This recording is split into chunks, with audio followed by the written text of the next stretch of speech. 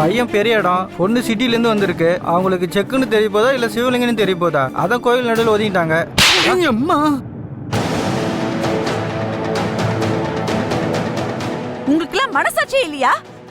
எவனோ ஒரு புத்தி இல்லாதவ என்னமோ சொல்லிட்டாங்கிறதுக்காக ஆளாளுக்கு என் புள்ள மேல சேர்த்த வர அடிப்பீங்களா?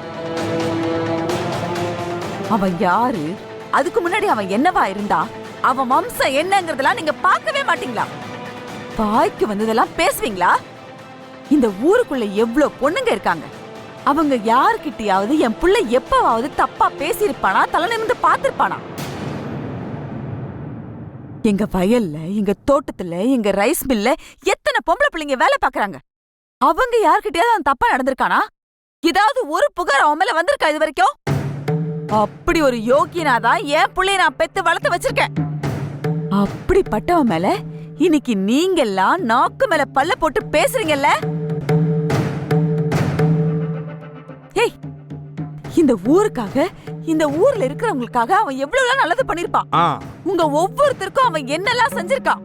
உங்க வீட்டு நம்பரை போட்டு உங்க ஒவ்வொருத்தருக்கும் அவன் என்ன செஞ்சிருக்கான்னு பட்டியல் போட்டு சொல்ல முடியும். அப்படி ஒரு உத்தமனை இப்படி எல்லாம் பேசுற உங்க நாக்கு அழுகி போகாதே. இப்ப கூட இந்த பிரச்சனையில என் புள்ள சொன்ன மாதிரி அவன் யோகியன் தானே அவன் நிரூபிச்சிருவான். அதுல எங்க குடும்பத்துக்கு எந்த சந்தேகமும் கிடையாது. ஆனா அதுக்கப்புறம் நீங்க, நாங்கன்னு எல்லாரும் இதே ஊர்ல ஒருத்தர் முகத்தை ஒருத்தர் பார்த்துதான் வாழ போறோம். அத மனசுல வச்சுக்கிட்டு பேசுங்க.